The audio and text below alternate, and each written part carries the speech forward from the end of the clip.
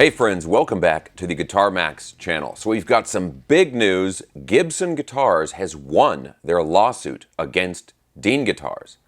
Or have they? Now, I'm going to explain what this lawsuit is all about, but the most fascinating part of all of this is the outcome. Because in some ways, Gibson won, and in some other ways, they lost big time. I think everybody was expecting this lawsuit to have a really clear-cut winner, and the outcome of this has been just bizarre, leaving a lot of people scratching their heads and trying to figure out who really won this. Okay, so a while back, I made a video about a lot of the trouble that Dean Guitars was having and why I thought that they might be headed for the trash bin of the musical instrument world. In that video, one of the big points that I was talking about was the then ongoing lawsuit between Gibson Guitars and Dean Guitars. Basically, the lawsuit was about copyright and trademark infringement, Gibson saying that Dean Guitars had infringed upon their copyrights and trademarks for some of their classic models like the Flying V and the Explorer. And they were suing them, seeking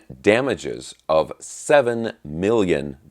And when I made that other video, I was talking about how if, Dean lost that lawsuit, that could really, really damage the company, possibly, to the point of no return. Well, now the lawsuit is done with, and a Texas jury has found that Dean Guitars did infringe upon the rights of Gibson Guitars. But, and this is a big but here, instead of Gibson Guitars being awarded the $7 million in damages that they were seeking, they have been awarded instead $4,000. Basically an insignificant amount of money. This is shocking. Now, I've got some articles up here that we're going to go through together and see if we can figure out the details of this and why the amount of money that Gibson was rewarded was so much lower than what they were originally asking for. We're going to go through this and see if we can get to the bottom of it. But real quick, guys, if you enjoy videos like this, checking out cool guitars and also staying up on all the latest news in the guitar universe, and you have not already subscribed,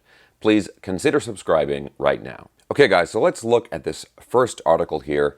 And as usual, I'm going to have links down in the video description below for all of this stuff. But this first article here is from guitar.com. Check out this headline: Dean guilty of trademark infringement and counterfeiting in Gibson Flying V case. It starts out here: a jury has found that Dean is guilty of both trademark infringement and counterfeiting of Gibson's body shapes in an apparent win for Gibson in the two companies' legal battle. The ruling, filed today, the 27th of May, comes at the end of a 2-week-long trial that saw hundreds of pieces of evidence admitted and several notable witnesses either take the stand or contribute via deposition.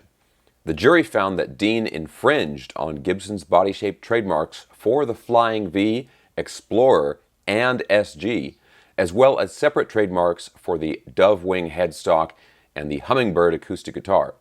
Dean was not found to have infringed on Gibson's standalone trademark for the Flying V. That was another part of the lawsuit.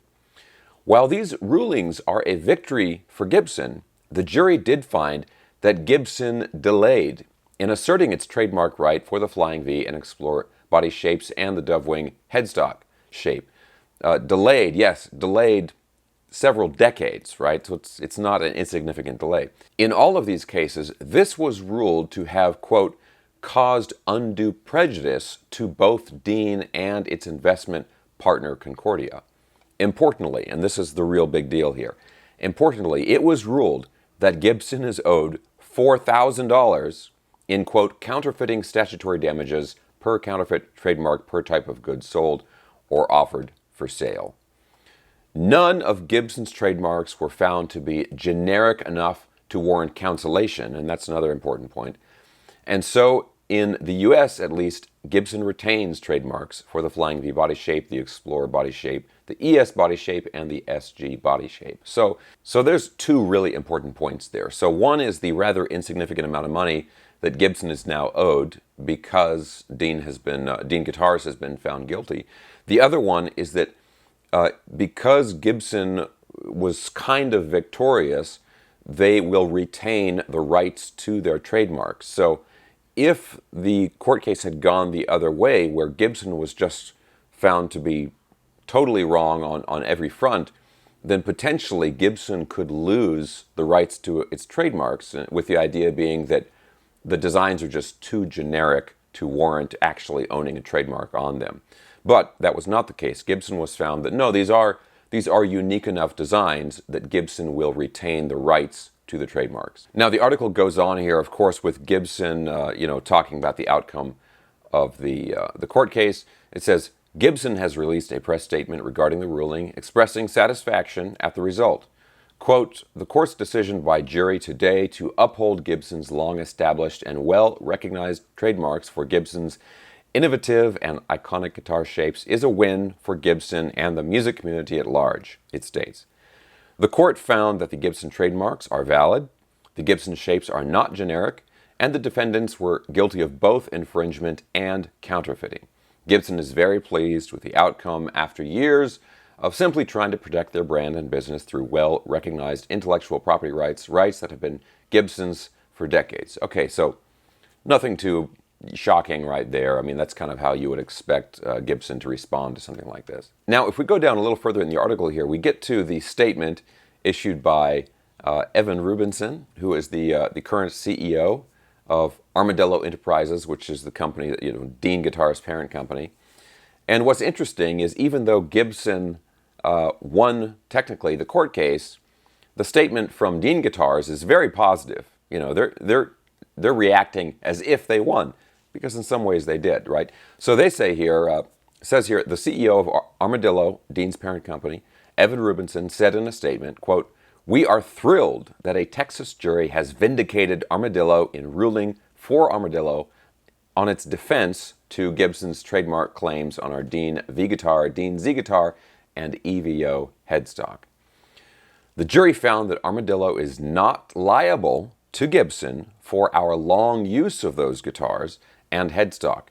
The jury issued a judgment in the amount of $4,000, a mere fraction of the $7 million plus originally sought by Gibson. So in a weird way, both companies are claiming victory in the outcome of this lawsuit.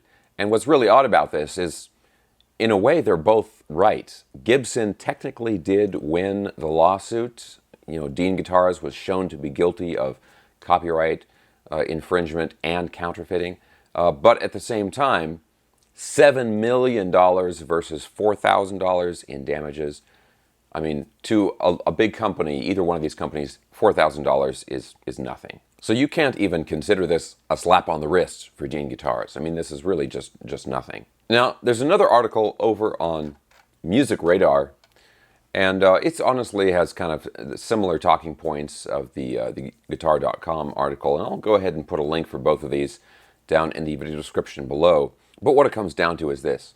To me, the court essentially said that, yes, Dean Guitars is guilty of these things, infringement and counterfeiting, but that infringement and counterfeiting essentially had an insignificant impact on Gibson's business. And so because of that, they are not owed the money that Gibson was demanding. And what I think is really fascinating about all of this is that while, because of the outcome of this case, Gibson will retain the rights that they, their trademark rights and copyrights and so forth, think of the precedent that this sets for future lawsuits involving Gibson guitars. Because Gibson has a reputation, you could say they're infamous for suing people and other companies. If Gibson sues other companies in the future, do those companies essentially have nothing to fear from the lawsuit, because they know that even if they lose the lawsuit, they'll be charged, $1,000 or some small amount of money. At this point, I don't think we can really assume anything, but it seems like a reasonable possibility, and it's going to be fascinating to see the outcome of future lawsuits. Now, to me, the other big thing to consider here is that despite the positive outcome for Dean Guitars in this case, I still don't think they're home free yet. This is just my opinion, of course, but it seems like there are still a lot of red flags for their business. Obviously, the trouble they've had with Dimebag Darrell's estate and all of the former endorsing artists, all of them leaving and that kind of stuff. While this court case did not go nearly as bad as it could have for Dean Guitars, their sort of victory in this case, it may have only delayed the inevitable. Okay, but what do you guys think about all this? This stuff has just been fascinating for me to watch, seeing all the outcomes of this. And I really want to know what you guys think about this. As usual, I'm going to put links for everything I was talking about down in the video description below. I will have links for the articles that I was talking about, as well as my original video that I did several months ago talking about Dean guitars. Thanks a ton for watching. I really hope you enjoyed this video. If you did, give me a thumbs up, subscribe if you haven't already, and I'll talk to you soon.